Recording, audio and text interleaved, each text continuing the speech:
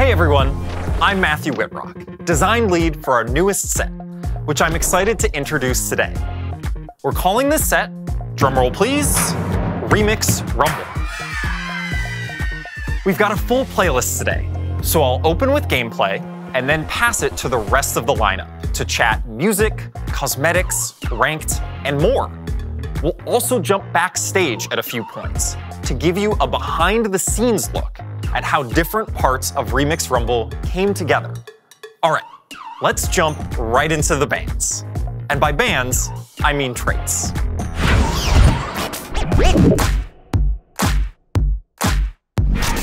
In Remix Rumble, you're the DJ, and the board is your turntable. By combining different traits, you'll create a medley of beats and genres. Let's start with familiar chart toppers, beginning with the ultimate pop stars, KDA. Get the entire lobby bumping with KDA and their most dedicated superfans. Position them just so, and you'll find yourself at the performance of a lifetime, with incredible choreography and a bunch of bonus stats. Okay, let's make like a collie and hop over to the next band. True Damage and Pentakill are also in the mix, and both stay true to their names. True Damage grants extra attack speed.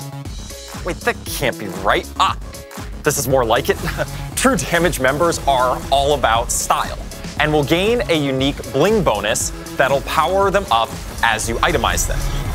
Oh, and before you ask, Akali will be able to be played in KDA or True Damage. Her trait will change based on whichever band is trending at the time. All right, metalheads, Pentakill's up next. Pentakill members have damage reduction and bonus damage that increases as they score kills. And if your team manages to get a Pentakill, then their bonuses will increase again. Just be careful in Yorick's mosh pit. Then there's Heartsteel, fresh off their debut and already making their mark on the Convergence.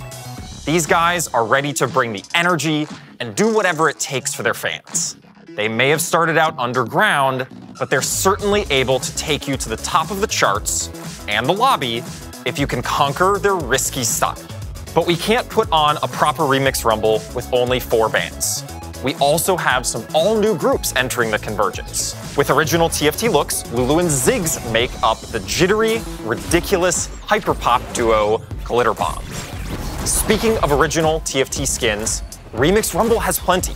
There's a whole new class, Superfans, who show off their fandom with style.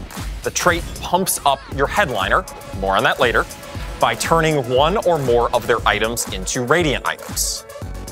My personal favorite new look is Bard, who has joined the jazz trio Free Flow. He and his meeps are looking as smooth as they sound. Before I get into the mechanics, let's head backstage to learn more about how we made some of these traits with Alex Cole and one of our lesser-known devs. We knew set 10 was going to be our big music set. So when we think back of kind of like what the steps were, we knew we were going to have this big music moment. We were celebrating 10 sets of TFT, which was going to be huge. And really, we just kind of leaned right in and we were like, cool, we know we're going to do all of these cool origins. And then we go through the process of what skin lines do we have available that we can tie those to. And luckily, we had a ton of cool and groovy skin lines. And we played with them a little bit with like Space Group becoming disco and some stuff like that. But yeah, we were pretty quick to just turn right in and be like, oh, wow, we have tons of things to pull from, which is really exciting. So I'm pretty excited about Heartsteel. The economy trait is always a fan favorite of ours, but we've had this problem for a long time where the economy trait is you get it at 2-1 or you don't really play it. And so this time we took a very clear goal of how do you play it if you don't hit it at 2-1? And so what you can do is you can play it at any point in the game, and the more you've got, the bigger the payout. You try to lose by just a little bit, but even if you win, you're still going to be getting those fan, and then it's going to cash out after a few turns. And so you can even pivot into it in the late game, and I think that's going to be a real skill expressive part of the game, is that ability to go, okay, I'm in a position where I can play Heartsteel for a few turns, and then get my reward, and then pivot back. And I think that's going to lead to a lot of really cool skill expressive moments. My favorite trait this set is definitely the country trait, which features our Desperado band. historically in TFT, we've done a lot of really cool things with summon traits. We did Baron this last set, we did Innovator in set 6, and I'm really excited for Country to join those ranks. So with Country, we have something called the Midnight Horse, which is Hecarim, and when your champions sort of get lower or lose health, Hecarim will ride in and save the day. So operating a little bit like Galio from set 4, if players remember that one. So I think the challenges with these two is we kept trying to find the identity for each of them, and they ended up being really intertwined with each other. So there was a day where myself, Whitrock, the set lead, and Mort literally sat down and mapped out the entire set on a whiteboard. I don't remember who it was, but one of us was just like, oh, we don't have a summon trait. And we kind of played around with that. And on the flip side, we were also playing around with like, is it risky to have our econ trait be one of the main verticals? Like, is that something we want to do or try? Which is really exciting. And we ended up going with it and kind of seeing those two traits in particular, like kind of kept going back and forth and changing shape with each other. But we were happy with how it all landed. Yeah, I would say it's pretty clear on this team that I'm probably the biggest Ahri stan around, so KDA being in the set is a huge, exciting moment for me.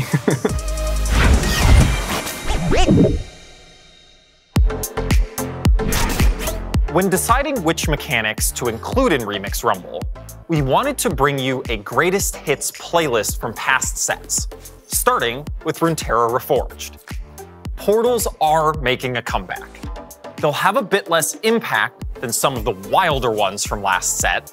We can do without you, Stillwater Hold, but they're sure to continue creating memorable moments. We won't be bringing back Legends for Remix Rumble. We learned a lot from seeing how Legends could influence the meta and individual enjoyment of the set, so we feel like there's more exploration and experimentation to be done in this space before we potentially revisit it, but we'll keep you updated along the way. Okay, back to what we are bringing back.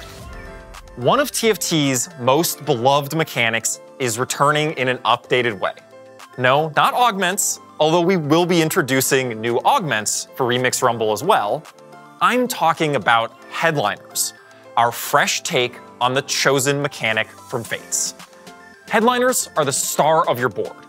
They appear occasionally in shops and are purchased at 2 stars. Headliners have tons of immediate power, and they give you +1 to one of their traits. But here's where headliners diverge from chosen. Each one will have a specific headliner effect that empowers them in a way that only a true fan would appreciate. Take Bard from the Jazz Trio, who improvises a few notes to either heal an ally or deal a bit of damage. When Bard is your headliner, every 10 casts will generate a meep that allows him to play 1 extra note on his first cast of combat. Bard is the type of headliner that will scale into the endgame. Whether that scale is major or minor depends on how early you can get it. Some headliners will be difficult to find endgame carries. Take Yorick, a legendary unit who temporarily summons ghouls. When this headbanger is your headliner, the ghouls will be bigger and deal more damage. And one more thing about our mechanics. All of them will be harmonizing together, so keep an eye and an ear out for that. All right, let's check back in with Alex and Mort to talk more about headliners.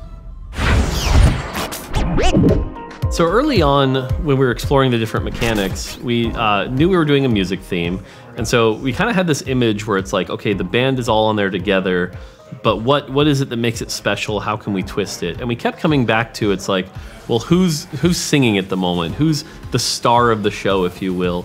And that kind of led us to a system we call Headliner, which was like, okay, you're going to pick who your headliner is. And we kept coming up with versions that were slightly different than Chosen, but had a lot of the same advantages.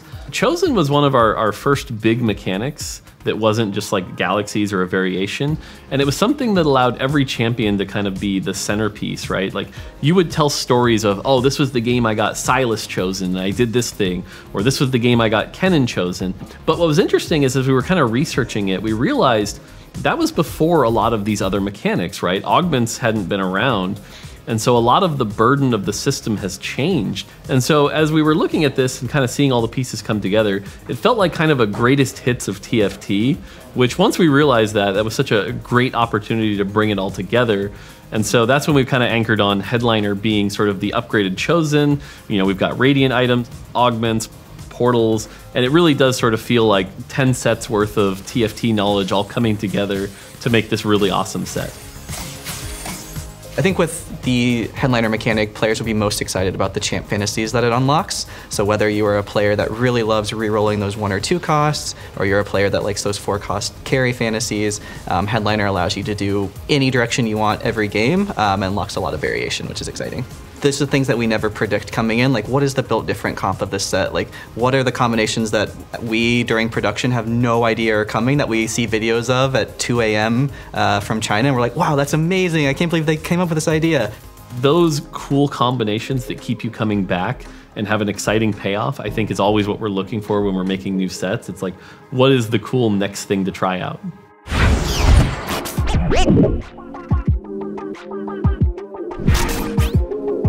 Hey everyone, I'm Cole Hicks, lead composer of Remix Rumble, and I'm here to talk about the heart of this set, the music. In Remix Rumble, each trait brings new sounds to your board. While you're building your team, you're building your track. Remix Rumble was an all-hands-on-deck moment for our team. Many different composers and collaborators created original music for each origin trait, and made it possible for all of it to meld together in any combination based on whichever units you have out on your board. To make genres like metal sound seamless with, say, jazz or pop, we wrote 2 main songs.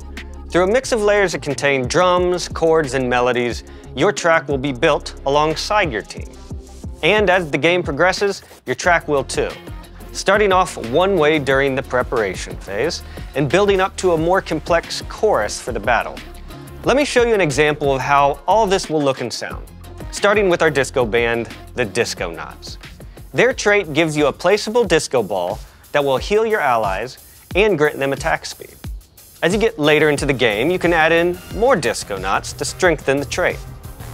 Then you could add in a destructive splash of pentakill for a killer guitar solo, soaring over it all.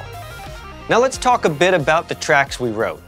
For groups like KDA and Pentakill that already exist in the League IP, we tried to capture their instrumental essence with some TFT twists.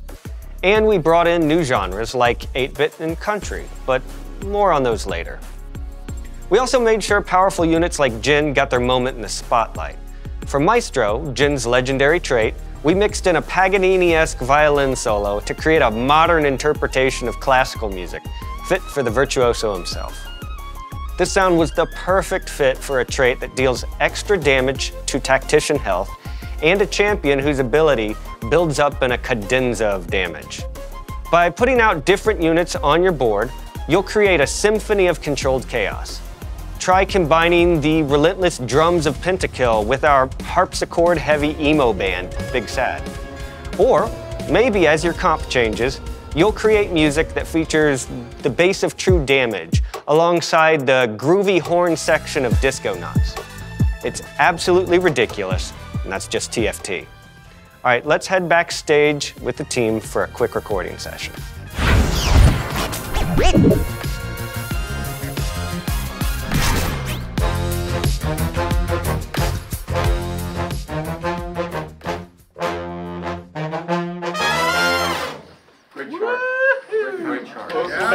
That's great, man. Yeah. I mean, that was pretty good first read down and, you know. Moving on? Awesome. Okay. Cool. Yeah, let's move on. All right, everybody's happy. I think one of the challenges of working on this set is the multiple genres and how they're going to be remixed into one another. There are a total of, I believe, 10 to 12 genres, some of them more bespoke than others because it's based on our virtual band, but all of this are being done by 7 composers together. So this is the biggest collaboration within Riot composers that we have done for Teamfight Tactics. Authenticity is both a goal and a challenge. because we're doing so many different genres, and some of them have a fair amount of crossover as far as types of sounds and things that we're using. For example, we're doing a DJ Sona genre, but we also have a straight like EDM genre. And so you almost have to really lean into the things that might be different about those two things. Like we have this established thing that Riot has done versus a genre that already exists, and really kind of leaning into some of the more expected things that players are going to want to be hearing. How do we make it so that each of our elements actually stand out in a way that right away an audience would be able to be like, oh, like they're doing this punk rock thing without getting it confused with Pentakill, right? A metal band. They both use guitars, they both use drums, they both use bass. How are those genres being executed differently and is able to be recognized by our players right away? KDA is another example of like, it's not just what are the things that make it sound like KDA, it's what are the things that make it sound like KDA if just the drums are playing or if just the chords are playing.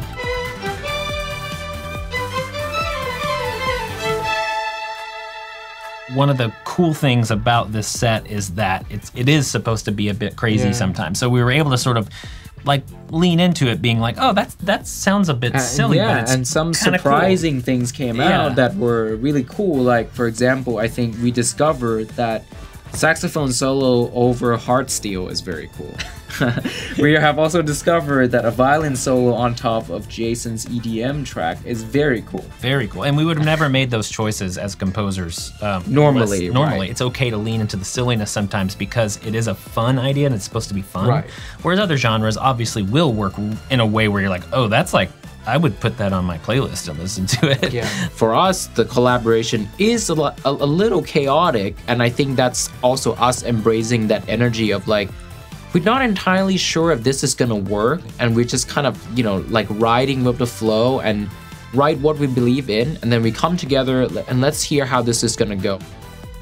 TFT is the space where, as a composer, I get to play around the most and, you know, basically try whatever fun ideas I might have. The team is very open to experimentation. So from that perspective, even though it is a fair amount different than anything we've done in TFT before, I think TFT is the perfect place to do it. And I think the players of TFT are also really on board with these kinds of fun ideas. 100%. Yeah. Hi everyone, I'm Ananda Gupta, Design Director on TFT. Today, I'm here to give an update on cosmetics, and then I'll talk about Ranked, as well as a much anticipated release for many of our players, the Asia Pacific mobile launch. We're thrilled to bring more high quality personalization that will be released throughout the start of Remix Rumble. Ahead of that, we want to give you a sneak peek and equip you with an understanding of the release schedule, both to prepare collectors as well as inform folks who want to nab their favorite. Chibi Set and Chibi Heartsteel Set have entered the building, and they're looking to pull off a heist straight to the top of the lobby. Chibi Heartsteel Set moves fast and will depart the Treasure Realms after the first 2 weeks of Remix Rumble. And if you want more, the KDA Arena is definitely more. Drop your comp smack dab in the middle of a KDA show and take top 4, or bottom 4. It won't matter with an arena this stunning. After 2 weeks, Chibi KDA Akali will screech onto the scene. Then, the moment I've been waiting for, KDA Kaisa will hit the convergence 3 weeks into the set. She and KDA Akali will be available through Treasure Realms that will only last until our next event. Each drop will provide high-value content, from chibis to mythic little legends, and even a chance to hit a random chibi variant like Dragonmancer Ash or Star Guardian Lux. But the biggest high roll of those collector capsules is KDA Kaisa. Kaisa is the centerpiece for players looking to flaunt that extra special drop. But Prestige Treasure Realms are full of high-value offerings from past sets. So, whether you're a collector looking to pick up something you missed, or a little legend enthusiast just getting your first chibi, no matter what you hit, it's bound to hit hard. After Remix Rumble ships, we've got even more work ahead of us. We know players want more say in what they purchase, and we're working towards exactly that in a system we're internally calling the Seasonal Store. We're not quite ready to go into the finer details yet, but I am ready to get into Remix Rumble's pass. Remix Rumble marks our transition to 3 sets a year, and we're updating our pass structure to reflect that. We'll still have 2 passes in every set, but since sets now last 4 months, each pass will be 2 months long. So, we're redistributing rewards and accelerating pass progression to make all the rewards easier to obtain. Not every pass will look the same.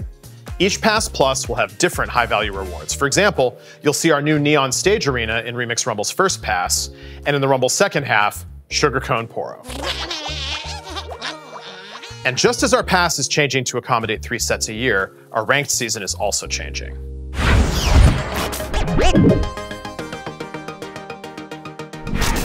Like League of Legends, we're adding Emerald tier to our ranked ladder. It'll add more climbing room, while also recognizing the skill progression that players show between Platinum and Diamond. This comes at the perfect time as we transition to creating 3 sets a year, and 3 ranked seasons to go with them. Without mid-sets, there's no soft reset of your rank throughout the season, so you'll have more time to track your progress on the expanded ladder, prove your skill, and get new Emerald rewards. We're not looking to make the climb harder. Emerald and a longer season should mean a smoother, more consistent climb overall. We know TFT is a more chaotic game than League, and we don't want to punish or reward you too much for performance outliers.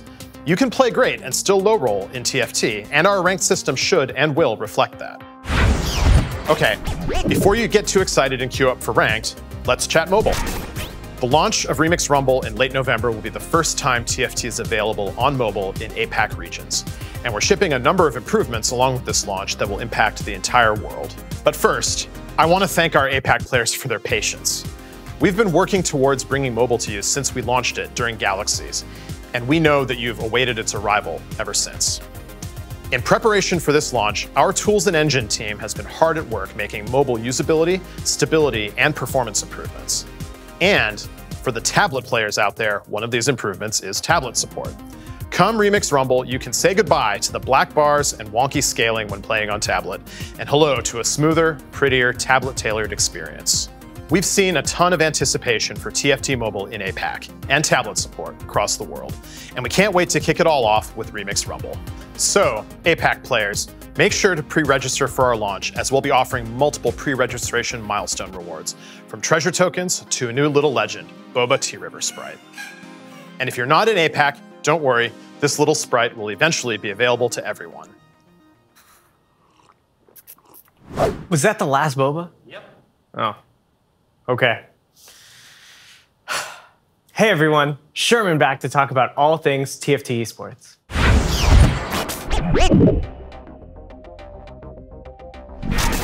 It's been awesome to see the growth of TFT esports over the last few sets. We've seen 3 sets of steady viewer growth for set championships, and with the Runeterra Reforged Championship, we're hoping to make it 4. We're about 5 weeks out from our first global LAN event, the TFT Vegas Open. It'll be from December 8th through the 10th, with 512 competitors from around the world as they take over the MGM Grand. I first want to say that we were blown away by how quickly competitor passes sold out back in September, and we can't wait to see you battle it out there. The event happens early in Remix Rumble, testing players' ability to adapt, innovate, and lead the meta.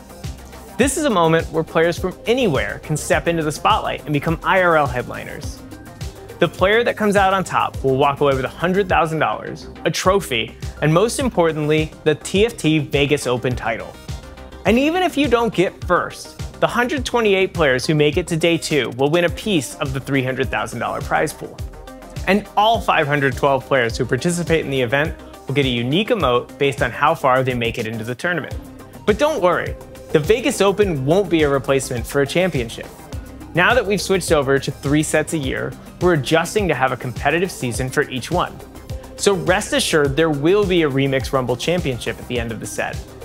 It'll be the culmination of Remix Rumble, so we have high expectations for the comps players will bring to the finals, now that they've had a chance to master the set.